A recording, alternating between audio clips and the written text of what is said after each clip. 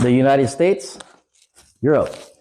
Hello, everyone. Dr. Pakal here. I'm a board certified doctor. I had a patient the other day tell me about their vacation in Europe and how they were, eating bread, cheese, and pasta, and they felt amazing and great. And that same food here in the U.S. makes them feel terrible.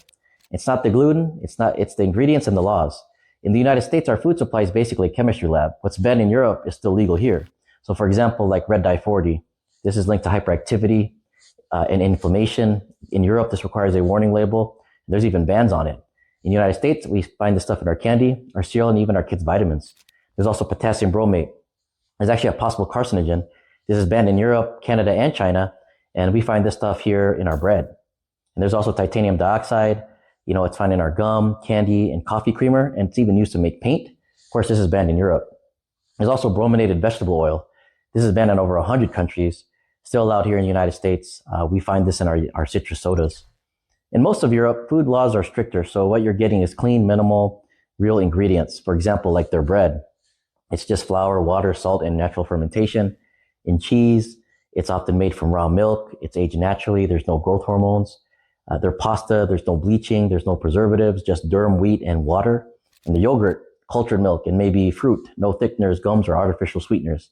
As a physician, I see patients every day dealing with this fatigue, bloating, mood swings, and gut issues, and they think it's their body. But often it's not them. It could just be their environment and their food. Because when you flood your system with synthetic dyes, preservatives, and hormone disruptors every single day, it all adds up.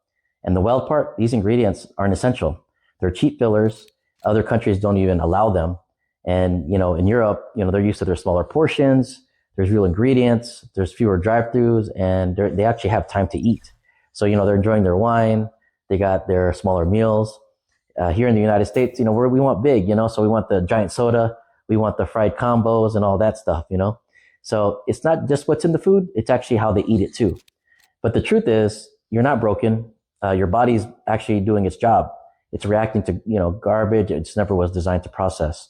So just a reminder, read the labels, try to do your best to choose real ingredients, and of course, advocate for better food policies as well. Now, this isn't meant to scare anyone, and it's not about the fear, it's just about awareness.